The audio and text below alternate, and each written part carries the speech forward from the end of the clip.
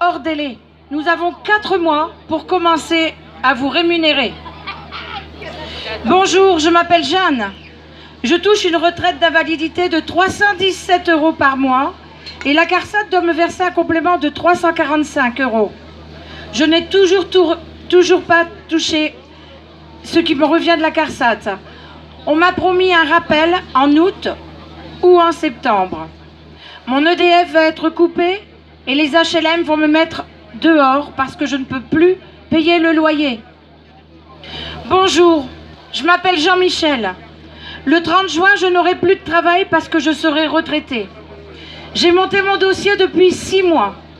Sans nouvelles d'eux, je suis allée à la CARSAT de Saint-Omer. Après 1h30 de queue, on m'a affirmé que mon dossier n'était pas enregistré. C'est honteux, j'ai bossé pendant 42 ans et demi.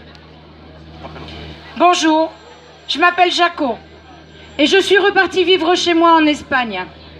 Les pensions de ma femme et moi-même ont été bloquées depuis décembre 2017, malgré plusieurs envois d'attestation de vie. Que faire ?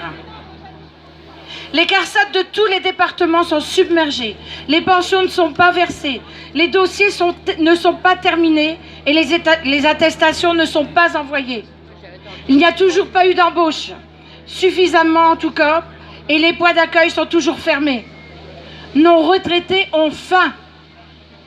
Des dossiers comme cela, j'en ai sous le coude depuis dès septembre 2014. Je reçois les appels des retraités en détresse sans arrêt.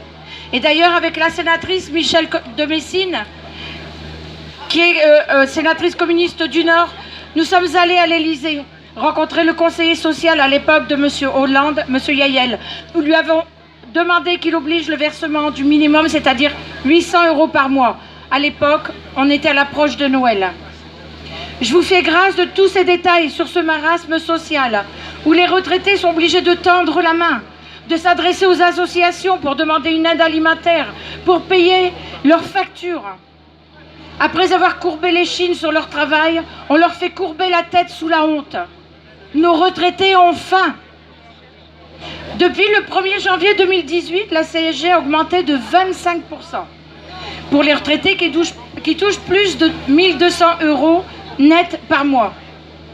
Mais il faut savoir que le plafond en dessous duquel les retraités échappent à cette hausse est basé non pas sur la retraite, mais sur le revenu fiscal de référence.